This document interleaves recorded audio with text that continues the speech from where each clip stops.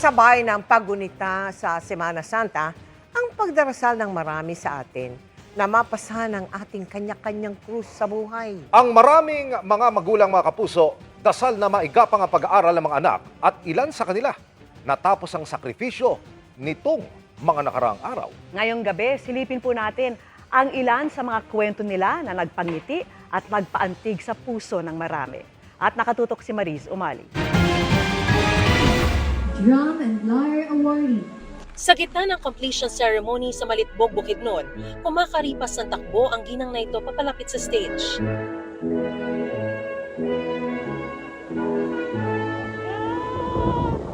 Nakahabol siya at sakto sa pag-abot ng medalya para sa kanyang anak. Kwento ni Enna na isang OFW sa Hong Kong, galing pa siya sa malayong syudad para asikasuhin ang bunsong anak. Nakaka-discharge lang sa ospital. 2 oras daw ang inabot ng biyahe pero mabutit nakahabol sa awarding ng anak na si Omarian Drake.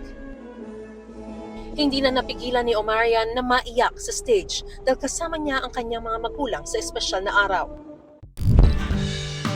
Sa North Dalurong sa Bukidnon din, hindi lang mga estudyante ang binigyang pagkilala.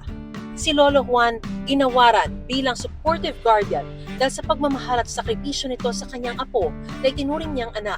Wala nang asawa si Lolo Juan at ang kasama lang niya sa bahay ay ang apo at ina ng apo na may kapansanan. Sa kabila ng edad, araw-araw umano niyang hatid sundo ang apo sa paaralan. Kakaiba naman ang naging eksena ng awarding para sa mag-amang sina Tatay Crisanto at anak na si Francisca. Ang ordinaryo kasing araw ng paghahanap buhay ni Tatay sa bus terminal, napuno ng abot tengang ngiti. Dinala kasi ng anak ang kanyang medalya at isinabit sa ama. Tindero ng mani si Tatay Crisanto at hindi nakadalo sa graduation dahil kinailangang magtrabaho para may maihinda sa espesyal na araw. Marami rin ang naantig sa isang junior high school completer sa Cagayan City, Isabela. Sa bahagi kasi kung saan may tribute sa mga magulang at guardian, mag-isang naiwan si Jackson Bautista sa upuan. Kaya nilapitan siya ng mga guro para yakapin.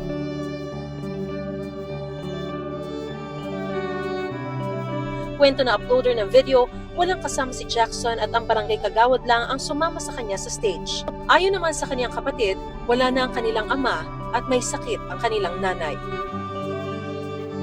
Congratulations, Batch 2026! Mariz Umali, nakatutok, 24 oras.